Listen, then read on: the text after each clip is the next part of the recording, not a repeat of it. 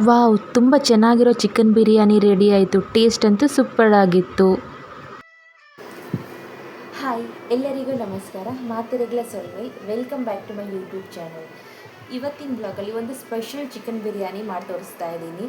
Special ಅಂತಂದರೆ ಇದು traditional chicken biryani.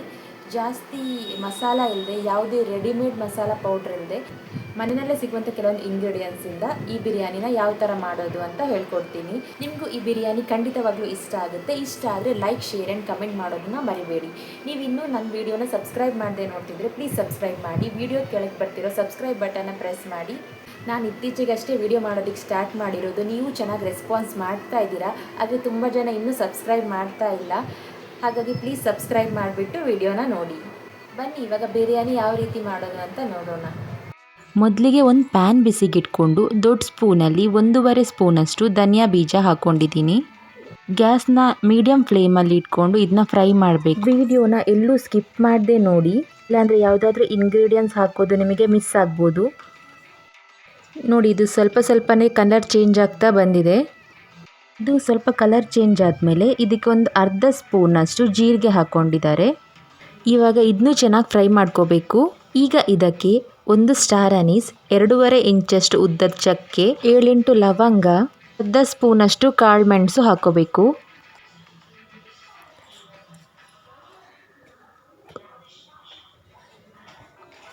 ಈಗ ಇದನ್ನ ಚೆನ್ನಾಗಿ ಮಿಕ್ಸ್ ಮಾಡ್ಕೋಬೇಕು. ಇಲ್ಲಿ ಒಂದು ಸ್ವಲ್ಪ ಅಂದರೆ ಒಂದು 8-9 ಸ್ಪೂನಷ್ಟು ತೆಂಗಿನ ತುರಿ ರೆಡಿ ಮಾಡಿ ಇಟ್ಕೊಂಡಿದ್ದೀವಿ. ಅದಕ್ಕೆ ಫ್ರೈ ಮಾಡಿಟ್ಟಿರೋ ಮಸಾಲ ಐಟಮ್, ಅರ್ಧ ಸ್ಪೂನಷ್ಟು ಅರಿಶಿನ ಪುಡಿ, ಸ್ವಲ್ಪ ಹುಣಸೆ ಹಣ್ಣು, ಒಂದು ಅರ್ಧ ನಿಂಬೆ ಅಷ್ಟು ಹುಣಸೆ ಹಣ್ಣು ತಗೋಬೇಕು. ಆಮೇಲೆ ಒಂದು ಅರ್ಧ ಸ್ಪೂನಷ್ಟು ಸೋಂಪು ಹಾಕೋಬೇಕು. ಇವಾಗ ಮಸಾಲ ಗ್ರೈಂಡ್ ಮಾಡೋದಕ್ಕೆ 2 ಇಂಚಷ್ಟು ಶುಂಠಿ ತಗೊಂಡಿದ್ದೀನಿ, 1 ಈರುಳ್ಳಿ ದೊಡ್ಡದಾಗಿ ಕಟ್ ಮಾಡಿ ಇಟ್ಕೊಂಡಿದ್ದೀನಿ, 1 ಟೊಮ್ಯಾಟೊ, 15-20 ಹಸಿಮೆಣಸಿನ್ಕಾಯಿ. ಇದೆಲ್ಲ ಗ್ರೈಂಡ್ ಮಾಡೋದಕ್ಕೆ ಇದನ್ನೆಲ್ಲ ಸಪ್ರೇಟಾಗಿ ಗ್ರೈಂಡ್ ಮಾಡ್ಕೋಬೇಕು. ಎಲ್ಲ ಒಟ್ಟಿಗೆ ಗ್ರೈಂಡ್ ಮಾಡಿ ಹಾಕೋದ್ರಿಂದ ಟೇಸ್ಟ್ ಚೆನ್ನಾಗಿ ಬರಲ್ಲ. ಇದು ಈ ರೀತಿ ಮಾಡೋದ್ರಿಂದನೇ ಟೇಸ್ಟ್ ಇನ್ನೂ ಚೆನ್ನಾಗಿ ಬರುತ್ತೆ. ಹಾಗೆ ಇಲ್ಲಿ ಕೊತ್ತಂಬರಿ ಸೊಪ್ಪು ಒಂದಿಷ್ಟು ತಗೊಂಡಿದ್ದೀನಿ. ಆಮೇಲೆ ಪುದೀನ ಜಾಸ್ತಿ ಹಾಕ್ತಾ ಇಲ್ಲ. ನೋಡಿ, ನಾನು ಇಷ್ಟು ಪುದೀನ, ಇಷ್ಟು ಕೊತ್ತಂಬರಿ ಸೊಪ್ಪಿಲ್ಲಿ ತಗೊಂಡಿದ್ದೀನಿ. ಆಮೇಲೆ ಬೆಳ್ಳುಳ್ಳಿ ಒಂದು 20-25 ಎಸಳಷ್ಟು ಬೆಳ್ಳುಳ್ಳಿ ತಗೊಂಡಿದ್ದೀನಿ. ಇವಾಗ ಇದನ್ನೆಲ್ಲ ಸಪ್ರೇಟಾಗಿ ಗ್ರೈಂಡ್ ಮಾಡ್ಕೋಬೇಕು. ಇದು ಈ ಥರ ಮಾಡೋದ್ರಿಂದ ಟೇಸ್ಟ್ ಚೆನ್ನಾಗಿ ಬರುತ್ತೆ. ಮೊದಲಿಗೆ ಇಲ್ಲಿ ಹಸಿಮೆಣಸಿನ್ಕಾಯಿಗೆ ಸ್ವಲ್ಪ ನೀರು ಹಾಕಿ ಇದನ್ನ ಗ್ರೈಂಡ್ ಮಾಡ್ಕೊಂಡು ಇಟ್ಕೊಂಡಿದ್ದೀನಿ. ನಿಮಗೂ ಸರಿಯಾಗಿ ಗೊತ್ತಾಗಬೇಕಾದ್ರೆ ಎಲ್ಲ ಸ್ಟೆಪ್ನು ಡೀಟೇಲಾಗಿ ತೋರಿಸ್ಬೇಕು.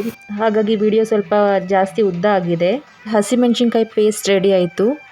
ನೆಕ್ಸ್ಟ್ ಇಲ್ಲಿ ಶುಂಠಿ ಬೆಳ್ಳುಳ್ಳಿಗೆ ಸ್ವಲ್ಪ ನೀರು ಹಾಕಿ ಪೇಸ್ಟ್ ಮಾಡ್ಕೋಬೇಕು.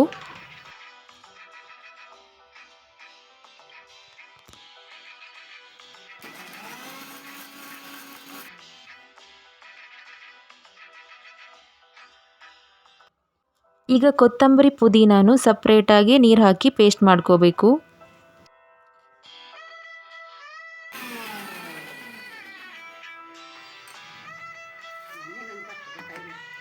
ಈಗ ಇಲ್ಲಿ 3 ಪೇಸ್ಟ್ ರೆಡಿ ಆಯಿತು. 4ನೇದಾಗಿ ಈರುಳ್ಳಿ ಮತ್ತು ಟೊಮ್ಯಾಟೊ ಪೇಸ್ಟ್ ಮಾಡ್ಕೊತಾ ಇದ್ದೀವಿ ಸ್ವಲ್ಪ ನೀರು ಹಾಕ್ಕೊಂಡು.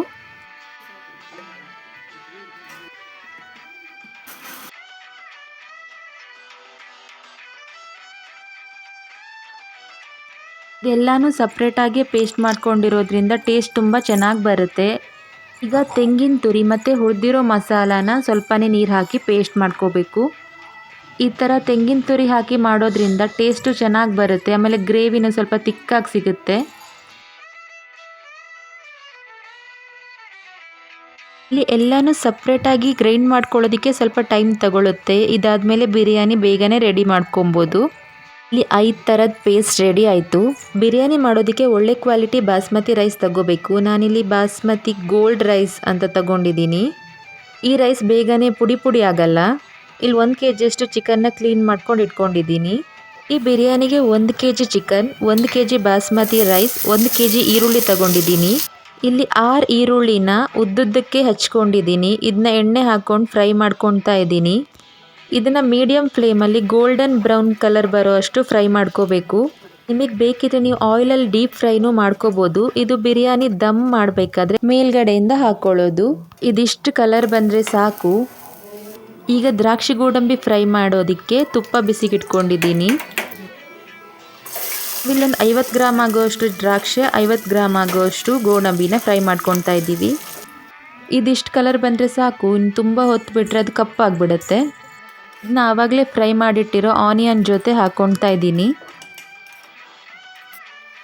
ಇಲ್ಲಿ ಇನ್ನೊಂದು ಕಡೆ ಅನ್ನ ಮಾಡೋದಕ್ಕೆ ನೀರು ಬಿಸಿಗಿಟ್ಕೊಂಡಿದ್ದೀನಿ. ಆ ನೀರು ಸ್ವಲ್ಪ ಕುದಿಬೇಕಾದ್ರೆ ಅದಕ್ಕೆ ಒಂದು 2 ಪಲಾವ್ ಎಲೆ, ಒಂದು 4 ಇಂಚಷ್ಟು ಚಕ್ಕೆ, ಒಂದು ಸ್ಟಾರ್ ಅನೀಸ್, 6-7 ಲವಂಗ, 3-4 ಏಲಕ್ಕಿ, ಅರ್ಧ ಸ್ಪೂನಷ್ಟು ಸೋಂಪು ಹಾಕೋಬೇಕು. ರುಚಿಗೆ ಬೇಕಾಗುವಷ್ಟು ಉಪ್ಪು ಹಾಕಬೇಕು. ಈ ನೀರು ಕುದಿಯೋಷ್ಟರಲ್ಲಿ ನಾವು ಗ್ರೇವಿ ರೆಡಿ ಮಾಡ್ಕೊಳ್ಳೋಣ. ಇಲ್ಲೊಂದು ಪಾತ್ರೆಗೆ ಸ್ವಲ್ಪ ಎಣ್ಣೆ, ಸ್ವಲ್ಪ ತುಪ್ಪ ಹಾಕ್ಕೊಂಡಿದ್ದೀನಿ. ಅದು ಬಿಸಿ ಆದಮೇಲೆ ಕಟ್ ಮಾಡಿರೋ 6 ಈರುಳ್ಳಿ ಹಾಕ್ಕೊಂಡಿದ್ದೀನಿ. 6 ಈರುಳ್ಳಿ ಅಂದರೆ ಇದು ಅರ್ಧ kg ಇದೆ. ಆವಾಗಲೇ ಅರ್ಧ kg ಅಷ್ಟು ಈರುಳ್ಳಿನ ಫ್ರೈ ಮಾಡಿ ಎತ್ತಿಟ್ಕೊಂಡಿದ್ದೀನಿ. ಇದನ್ನು ಮೀಡಿಯಮ್ ಫ್ಲೇಮಲ್ಲಿ ಫ್ರೈ ಮಾಡ್ಕೋಬೇಕು. ನೋಡಿ, ಇವಾಗ ಇದು ಕಲರ್ ಚೇಂಜ್ ಆಗ್ತಾ ಬಂದಿದೆ. ಇವಾಗ ಇದಕ್ಕೊಂದು ಅರ್ಧ ಸ್ಪೂನಷ್ಟು ಉಪ್ಪು ಹಾಕ್ಕೊಂಡಿದ್ದೀನಿ. ಉಪ್ಪು ಹಾಕ್ಕೊಂಡು ಚೆನ್ನಾಗಿ ಫ್ರೈ ಮಾಡಬೇಕು. ಈರುಳ್ಳಿ ಇಷ್ಟು ಕಲರ್ ಬಂದಮೇಲೆ ಮೊದಲಿಗೆ ಇದಕ್ಕೆ ಹಸಿಮೆಣ್ಸಿನ್ಕಾಯಿ ಪೇಸ್ಟ್ ಹಾಕೋಬೇಕು. ಈ ಹಸಿಮೆಣ್ಸಿನ್ಕಾಯಿ ಪೇಸ್ಟ್ನ ಚೆನ್ನಾಗಿ ಫ್ರೈ ಮಾಡ್ಕೋಬೇಕು. ಅದೊಂದು ಹಸಿ ಸ್ಮೆಲ್ ಹೋಗೋ ತನಕ ಫ್ರೈ ಮಾಡ್ಕೋಬೇಕು. ಇದು 2-3 ನಿಮಿಷ ಫ್ರೈ ಮಾಡಿ ಆದಮೇಲೆ ಶುಂಠಿ ಬೆಳ್ಳುಳ್ಳಿ ಪೇಸ್ಟ್ ಮಾಡ್ಕೊಂಡಿರೋದು ಹಾಕ್ಕೊಂಡಿದ್ದೀನಿ. ಇದನ್ನು ಹಸಿ ವಾಸನೆ ಹೋಗೋ ತನಕ ಫ್ರೈ ಮಾಡ್ಕೋಬೇಕು. ಎಲ್ಲವನ್ನು ಇದೇ ಥರ ಸಪ್ರೇಟಾಗಿ ಹಾಕಿ ಫ್ರೈ ಮಾಡ್ತಾ ಬರಬೇಕು. ಆವಾಗಲೇ ಟೇಸ್ಟ್ ಚೆನ್ನಾಗಿ ಬರೋದು. ಇದನ್ನ ಒಂದು 3 ನಿಮಿಷ ಫ್ರೈ ಮಾಡಿದ್ಮೇಲೆ ಕೊತ್ತಂಬರಿ ಸೊಪ್ಪು ಪುದೀನ ಪೇಸ್ಟ್ನ ಹಾಕ್ಕೊತಿದ್ದೀನಿ. ಇದನ್ನು ಚೆನ್ನಾಗಿ ಫ್ರೈ ಮಾಡ್ಕೋಬೇಕು. ಈಗ ಇದಕ್ಕೆ ತೆಂಗಿನಕಾಯಿ, ಧನಿಯಾ, ಗರಂ ಮಸಾಲ ಹಾಕಿ ಗ್ರೈಂಡ್ ಮಾಡ್ಕೊಂಡಿರೋ ಪೇಸ್ಟ್ನ ಹಾಕ್ಕೊಂಡು ಮಿಕ್ಸ್ ಮಾಡ್ಕೊತಾ ಇದ್ದೀನಿ. ಇದು ಮಿಕ್ಸ್ ಆದಮೇಲೆ ಇದಕ್ಕೆ ಈರುಳ್ಳಿ ಮತ್ತು ಟೊಮ್ಯಾಟೊ ಪೇಸ್ಟ್ನ ಹಾಕ್ಕೋಬೇಕು. ಇದಕ್ಕೆ ಸ್ವಲ್ಪ ನೀರು ಹಾಕಿ ಇದನ್ನು ಚೆನ್ನಾಗಿ ಮಿಕ್ಸ್ ಮಾಡ್ಕೋಬೇಕು.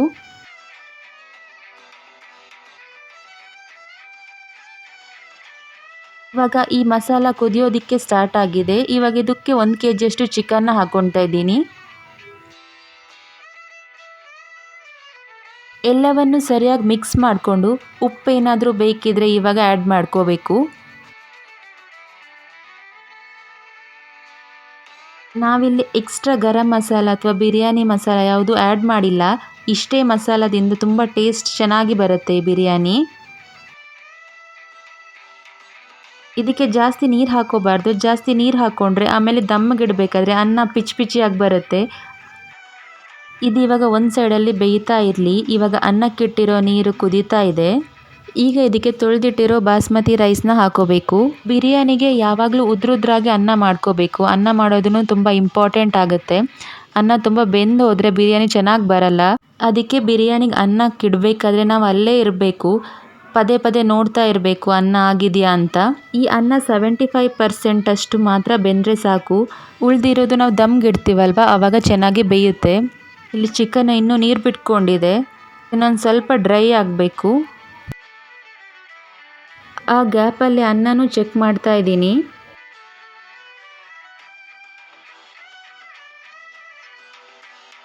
ಇಲ್ಲಿ ಇವಾಗ ಅನ್ನನೂ ಬೆಂದಿದೆ. ಒಂದು 75% ಅಷ್ಟು ಬೆಂದಿದೆ.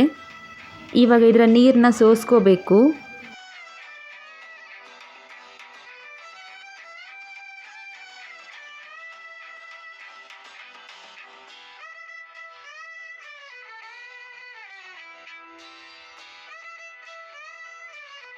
ಇದನ್ನ ಒಂದು 5 ನಿಮಿಷಕ್ಕೆ ತೆಗಿಬೇಕು. ಇಲ್ಲ ಅಂತಂದರೆ ಹಬೆಗೇನೆ ಇನ್ನೂ ಅನ್ನ ಬೆಂದ್ಬಿಡುತ್ತೆ.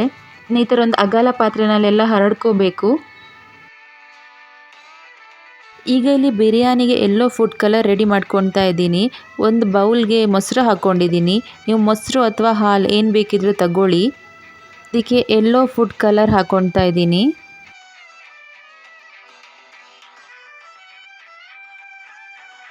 ಈಗ ಬಿರಿಯಾನಿ ಮಾಡೋದಕ್ಕೆ ಒಂದು ಪಾತ್ರೆಗೆ ತುಪ್ಪ ಹಾಕ್ಕೋಬೇಕು. ತುಪ್ಪ ಹಾಕ್ಕೊಂಡಾದ್ಮೇಲೆ ಅದಕ್ಕೆ ಚಿಕನ್ ಪೀಸಸ್ಸು, ಆಮೇಲೆ ಒಂದು ಸ್ವಲ್ಪ ಜಾಸ್ತಿ ಗ್ರೇವಿ ಹಾಕ್ಕೋಬೇಕು.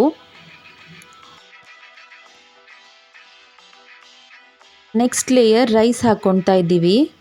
ಇದೊಂದು 2-3 ಸ್ಟೆಪ್ ಅಷ್ಟು ಮಾಡ್ಕೋಬೇಕು.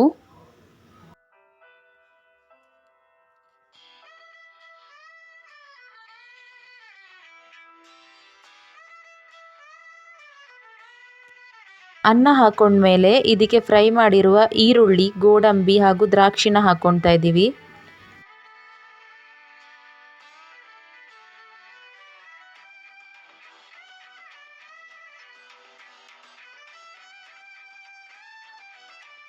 ಆಮೇಲೆ ಇದರ ಮೇಲೆ ಇನ್ನೊಂದು ಲೇಯರ್ ಅನ್ನ, ಕಟ್ ಮಾಡಿರೋ ಕೊತ್ತಂಬರಿ ಸೊಪ್ಪು, ಪುದೀನ ಸೊಪ್ಪು ಹಾಕೋಬೇಕು. ಮತ್ತು ಆಮೇಲೆ ಮತ್ತೆ ಸ್ವಲ್ಪ ಅನ್ನ ಹಾಕ್ಕೊಂಡು ಕಲಸಿರೋ ಯೆಲ್ಲೋ ಫುಡ್ ಕಲರ್ ಸ್ವಲ್ಪ ಹಾಕೋಬೇಕು.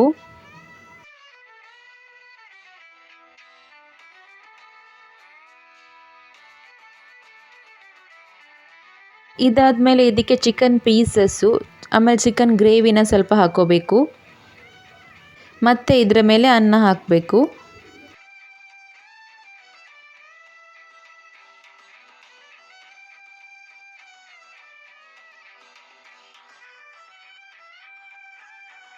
ಇದು ಟ್ರೆಡಿಷ್ನಲ್ ಚಿಕನ್ ಬಿರಿಯಾನಿ, ತುಂಬಾ ಟೇಸ್ಟಾಗಿ ಬರುತ್ತೆ.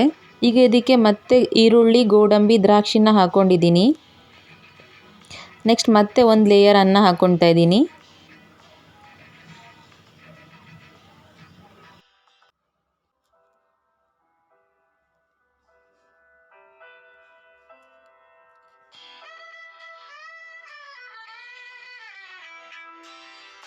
ಮತ್ತೆ ಸ್ವಲ್ಪ ಚಿಕನ್ ಪೀಸಸ್ಸು, ಚಿಕನ್ ಗ್ರೇವಿ ಹಾಕ್ಕೊಂಡು ಮತ್ತೆ ಇದರ ಮೇಲೆ ಅನ್ನ ಹಾಕೋಬೇಕು.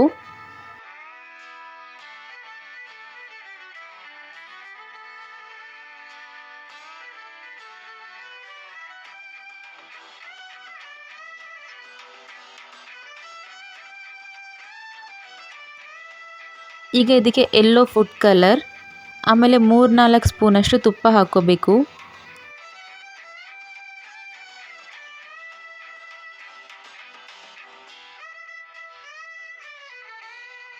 ಇವಾಗ ಇದನ್ನ ದಮ್ಮಿಗೆ ಇಡಬೇಕು. ಗ್ಯಾಸ್ ಮೇಲೆ ಒಂದು ತವ ಇಟ್ಟು ಅದರ ಮೇಲೆ ಈ ಪಾತ್ರೆನ ಇಟ್ಟು ಮುಚ್ಚಿ ಮೀಡಿಯಮ್ ಫ್ಲೇಮಲ್ಲಿ 15-20 ನಿಮಿಷ ಇಡಬೇಕು.